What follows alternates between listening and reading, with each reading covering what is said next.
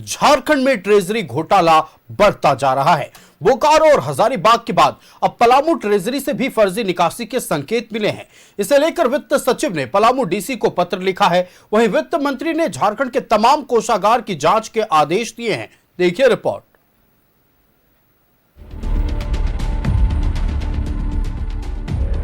झारखंड में बढ़ता जा रहा ट्रेजरी घोटाला, अब पलामू में अवैध निकासी की आशंका।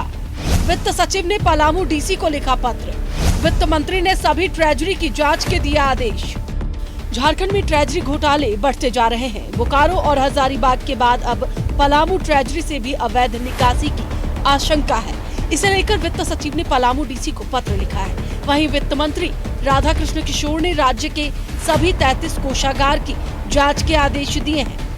जैसे ही बोकारो के मामले में अकाउंटेंट जनरल का रिपोर्ट आया तो उसी आधार पे तत्काल हमारे वित्त सचिव ने कार्रवाई की और जांच टीम भेजा वहाँ पे और स्वयं कॉग्निजेंस लेते हुए हजारीबाग के बारे में उन्होंने अपने पोर्टल से हजारीबाग को चेक किया। तो आज वो बातें सामने उजागर हो रही है। किसी ने कोई कंप्लेन नहीं किया। वित्त विभाग ने खुद हजारीबाग की जांच की और जहां तक मुझे मालूम है कि पलामू के बारे में भी वित्त सचिव ने एक लेटर लिखा है वहां के डीसी को कल कि वहां भी कुछ राशि के बारे में गलत रूप से भुगतान किए जाने या उसकी निकासी किए जाने की बात आई है। तो मैंने एक पत्र लिखा है आज ही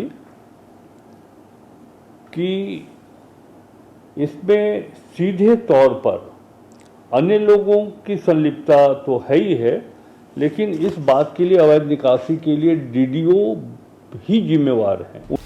बोकारो ट्रेजरी से 6 करोड़ से ज्यादा की अवैध निकासी।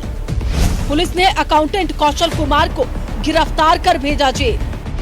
हजारीबाग ट्रेजरी से करीब 27 करोड़ की फर्जी निकासी। पुलिस ने 5 लोगों को गिरफ्तार कर भेजा जेल। अब पलामू ट्रेजरी से भी फर्जी निकासी की खबर।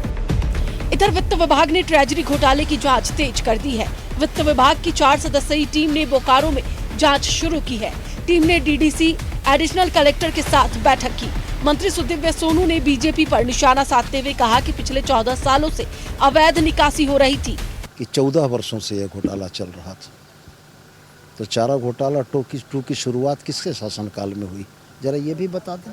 ठीक है, अगर गड़बड़ी हुई है तो पकड़ी भी गई है और आपने देखा होगा सरकार का सीधा आदेश आ गया है कि सिर्फ इन्हीं जगहों पे नहीं, जो बाकी सभी जिले हैं उन सभी जिलों में इस बात को की जांच की जाए और अविलंब अगर कोई इस तरह की चीज है तो उस पर रोक लगाई जाए और आरोपियों को पकड़ा जाए। आप देख रहे हैं आरोपी भी पकड़े जा रहे हैं। तो गड़बड़ घोटाला किसने किया, कब किया, ये तो अभी पता नहीं है, लेकिन जिसने भी किया है उसको जेल के सलाखों के पीछे जाना होगा। सरकार इसके लिए प्रतिबद्ध है, कटिबद्ध है। ट्रेजरी घोटाले के लिए वित्त मंत्री ने सीधे तौर पर डीडीओ को जिम्मेदार ठहराया है, जबकि बीजेपी ने इसमें कई अधिकारी और सफेद पोशों के शामिल होने की आशंका जताई है। फिलहाल वित्त विभाग की टीम जांच में जुटी है, लेकिन घोटाले की राशि के बढ़ने की आशंका है। न्यूज़ 11 भारत के लिए रांची से राकेश और विपिन के साथ ब्यूरो रिपोर्ट।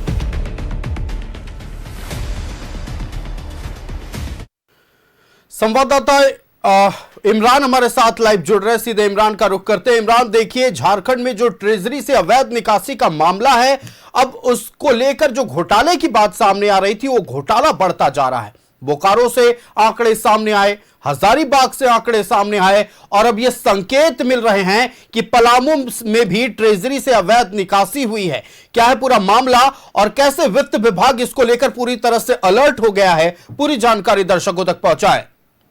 नहीं, देखिए जिस तरह का यह पूरा मामला प्रकाश में आया था, बेहद गंभीर मामलों में से एक है। ऐसे में इस पूरे मामले की निष्पक्ष जांच करने को लेकर के कई वर्गों की तरफ से जो है पूरे मामले पर संज्ञान में लिया गया और लोग जो है सीधे तौर से कार्रवाई की मांग करते हुए दिखाई दे रहे थे। ऐसे में इस पूरे मामले में पहले एसोसिएशन ने भी अपना पक्ष रखा और कड़े शब्दों में दोषियों के खिलाफ जो है कार्रवाई की मांग की गई। डीडीओ जो है इस पूरे मामले मामले में प्रमुख व्यक्ति के रूप में होते हैं, जो कि इन पैसों की निगरानी, देखभाल और कैसे भुगतान और किस तरह से भुगतान किया जा रहा है इसकी देखरेख किया जाता है। लेकिन डीडीओ होते कौन है? डीडीओ किसी भी जिले के एसपी को इस सारी चीज़ों की कमान होती है, लेकिन एसपी जो है अपने स्तर से अपने डीएसपी या फिर अन्य ऑफिसर्स को जो है इस पूरे मामले की जिम्मेदारी जो है वो सौंप दी जाती है। ऐसे में इस पूरे मामले पर जब निगरानी को लेकर के सवाल उठने लगे और जब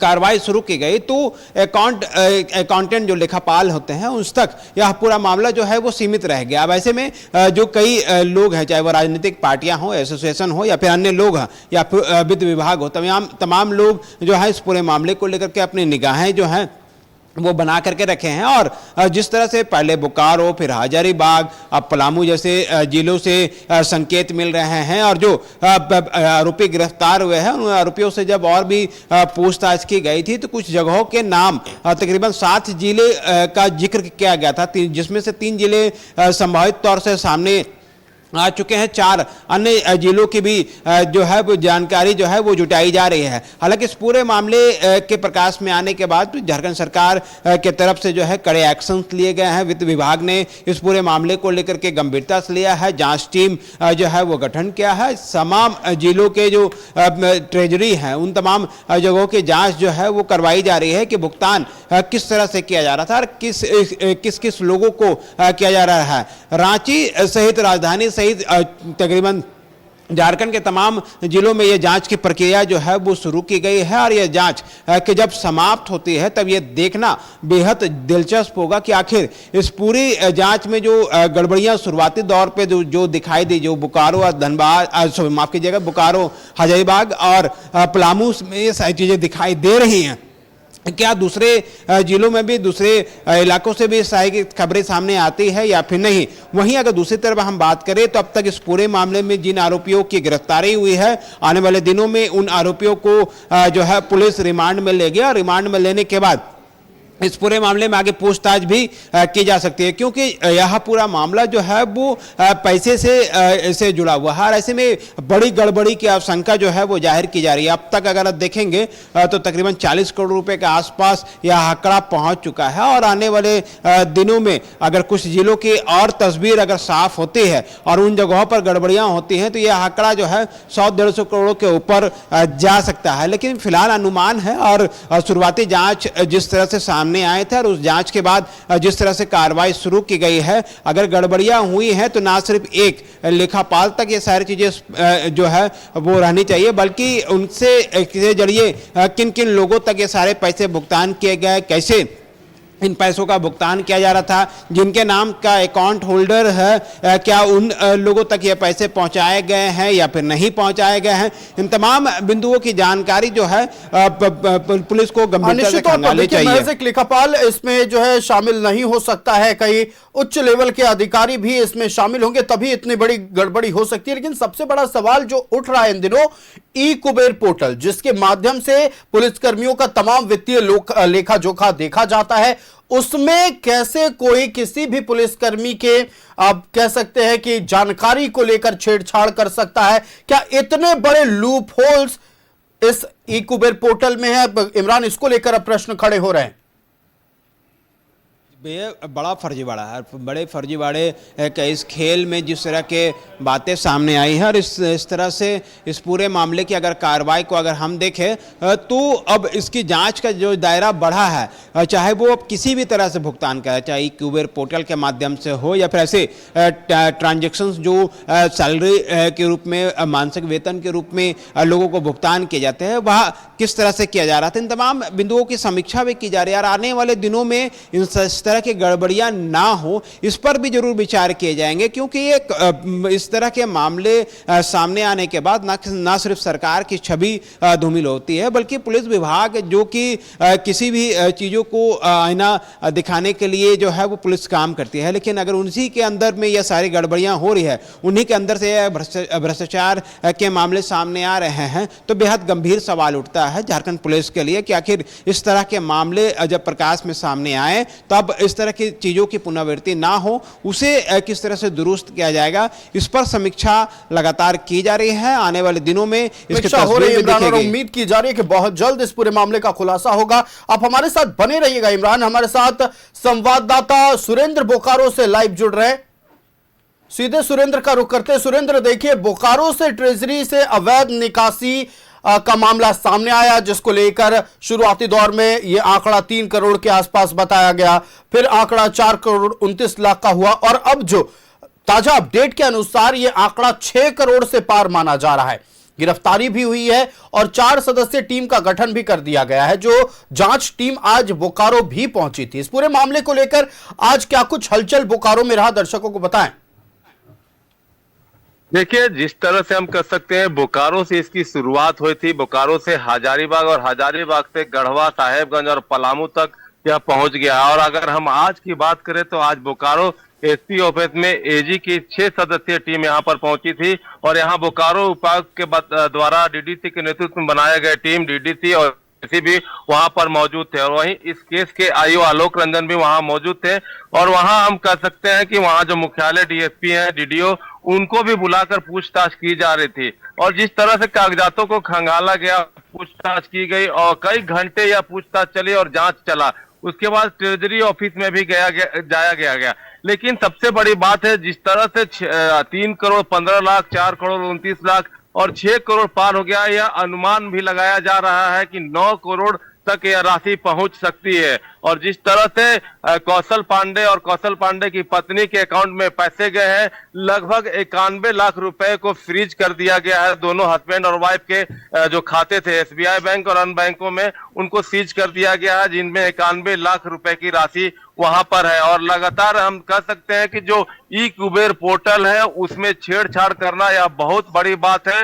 या तो हम कह सकते हैं ये एक बड़ा सिंडिकेट है, इसके पीछे कई अधिकारी भी हो सकते हैं और कई लोग भी हो सकते हैं। क्योंकि एक पता, जिस तरह से अकाउंटेंट की हम बात कर रहे हैं, लेखापाल की हम बात कर रहे हैं, तो उसके बस की भी बात नहीं होगी, क्योंकि सिर्फ एक जगह नहीं, कई जगहों पर इस तरह का खुलासा धीरे धीरे हो रहा है। और अगर हम बात कर ले बोकारो जिले में, तो जिस तरह से लगातार यह दायरा बढ़ रहा है, और वित्त विभाग की टीम ने भी अपना टीम यहाँ पर भेजा था, और उसके बाद डीसी ने भी अपनी टीम बनाई, और आज एजी की टीम भी है। और बैंक खातों के साथ साथ विभिन्न चीजों को खंगाला जा रहा है कि कहां से खरीदारी हुई थी, क्या क्या खरीदारी हुई और किसके किसके अकाउंट में पैसे गए हैं, क्या इन बैंकों के अलावा कोई और बैंक भी है। और जिस तरह से कौशल पांडे के ऊपर जो वहां पर हम कह सकते हैं रजिस्ट्री ऑफिस के जो वहां ऑफिसर थे, उन्होंने थाने में केस किया था, उस केस में 5 साल से लेकर आजीवन कारावास तक की सजा हो सकती है। एक धारा 316 जो 5 लगी है, उसमें आजीवन कारावास की भी बात कही जा रही है। तो हम कह सकते हैं कि जिस तरह से ये दायरे बढ़ रहे हैं और जो लोग खुल रहे हैं, इसके ऊपर भी कई लोगों की आने की आशंका है, क्योंकि एक व्यक्ति इतना बड़ा खेल नहीं कर सकता। निश्चित तौर पर देखिए, एक व्यक्ति इतना बड़ा खेल नहीं कर सकता, और जाहिर तौर पर विधिवत निरीक्षण वक्त वक्त पर नहीं होता रहा होगा। इसके कारण भी हो सकता है कि इन तमाम घोटालेबाजों को मौका मिलता रहा। 63 बार में राशि निकाली गई। सबसे बड़ा सवाल यह है कि जो 2018 के बाद से ट्रेजरी को लेकर विधिवत निरीक्षण नहीं हुआ, उसको लेकर अब क्या एक्शन लिया जा रहा है? क्या अब निरीक्षण शुरुआती दौर से, यानी जब से निरीक्षण छूटा हुआ है तब से जांच हो रही है? जी बिल्कुल, कल बोकारो डीसी ने साफ तौर से यह कहा था कि 2018 के बाद आज तक निरीक्षण नहीं हुआ है। अब जो यह निरीक्षण है निरंतर होता रहेगा, और जो भी सैलरी जिनको भी मिलेगी उनका एक कैंसल चेक वहां जाएगा अकाउंट में, जिस तरह से अकाउंट हम खुलवाते हैं, और जिनका भी सैलरी जाएगा उनको एफिडेविट कर देना होगा, और अकाउंट का मिलान के बाद ही सैलरी जाएगी। सबसे बड़ी बात है कि वर्ष 2018 के बाद से हम कह सकते हैं ट्रेजरी का निरीक्षण नहीं होना, यह भी एक बड़ी बात कही जा रही है। क्योंकि एक हवलदार को एएसआई बनाकर पैसे निकालना, न सिर्फ एक हवलदार, और कई नाम कल बोकारो उपायुक्त ने 3 से 4 नाम बताए, उनके खातों में भी कई बार पैसे भेजे गए हैं। और जो पैसे भेजे गए हैं, जो जानकारी मिल रही है एसबीआई बैंक से, जो कौशल पांडे का अकाउंट था, एक ही दिन में लगभग 4 लाख 5 लाख ऐसी राशि निकाली जा रही थी। अगर यह राशि निकल रही थी तो आखिर यह राशि कहां जा रही है? अगर उसकी पत्नी के अकाउंट की हम बात कर ले तो एक जो है कि 17 लाख रुपए का इसी महीने में ज्वेलरी खरीदने की भी बात कही जा रही है। तो यह जो जांच का दायरा है, जैसे जैसे बढ़ेगा वैसे वैसे लोग इसकी जद में आएंगे और हम कह सकते हैं कि कई चेहरे सामने आने की भी बात कही जा रही है। जी बिल्कुल सुरेंद्र, आपका हमारे साथ जुड़ने के लिए और तमाम जानकारियां साझा करने के लिए बहुत शुक्रिया। संवाददाता इमरान हमारे साथ न्यूज रूम से लाइव जुड़े हुए हैं। इमरान का रुख कर लेते हैं। इमरान, देखिए बात आ रही है सामने, साफ तौर पर अगर बात करें, चूंकि जांच रिपोर्ट अभी धीरे धीरे जो सामने आ रही है उसमें यह पता चल रहा है कि 2018 के बाद से विधिवत निरीक्षण ट्रेजरी का नहीं हुआ था। यह तो रही एक जिले की बात। क्या यह आशंका है कि ऐसे ही विधिवत निरीक्षण लंबित रहे हैं कई सालों से तमाम जिलों के ट्रेजरी में, इसीलिए घोटालेबाजों को मौका मिलता रहा, बेहद आराम से उन लोग पैसे की निकासी करते रहे?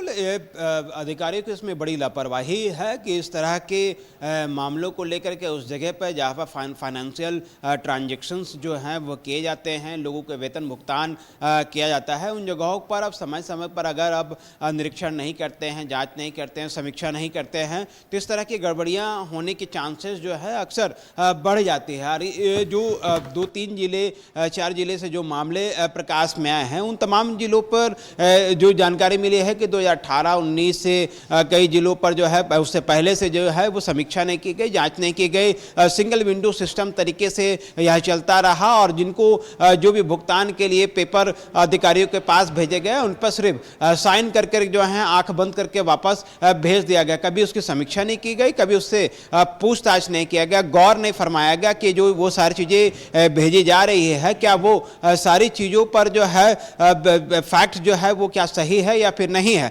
तो तमाम चीज़ें जब सामने आने लगी, गड़बड़ियां जब होती है, उसके बाद सारे गड़बड़ियों के लूपहॉल्स कैसे हुई, कहां हुई, कौन कौन से लोग शामिल थे, इसकी चर्चा जरूर की जाती है। लेकिन उससे पहले इन तमाम चीज़ों पर सभी वर्ग के लोग जो हैं आंखें बंद करके रखते हैं और जब भी बड़े घोटाले की तरफ ये सारी चीज़ें बढ़ती है तो उस पर जो है कार्रवाई की बात, उसके बाद जाँच की बात, समीक्षा की बात, तमाम चीज़ें आने लगती है। अब अगर सोचिए कि अगर 2018 के बाद से अब तक अगर समीक्षा नहीं की गई तो 18 से 26 हो चुका है। ऐसे में 7-8-9 सालों में आपने जो मेन प्रमुख काम है, जो पुलिस विभाग में कई तरह के काम होते हैं, ये भी एक प्रमुख काम है कि उनके जिले के पुलिसकर्मियों के हिसाब किताब, उनके सुविधाएं, उनके जो वेतन है, उनके मद में कितने पैसे आ रहे हैं, कितने पैसे जा रहे हैं, तमाम चीज़ों की समीक्षा करना ये बेहद ज़रूरी होता है।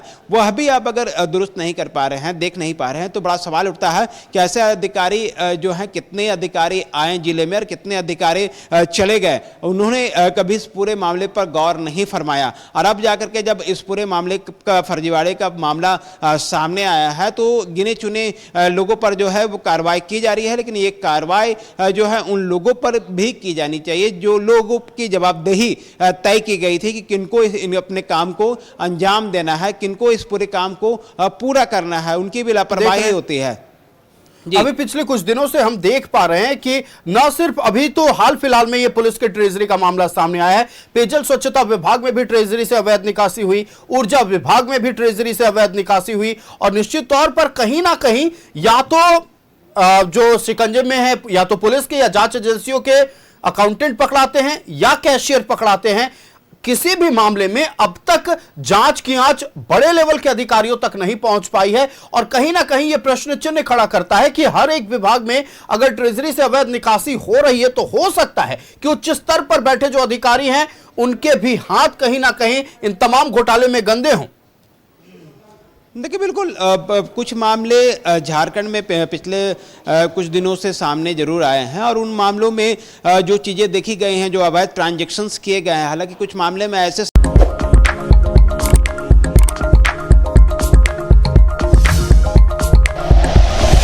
Like and share videos, subscribe करें हमारा चैनल और प्रेस करें बेल आइकॉन।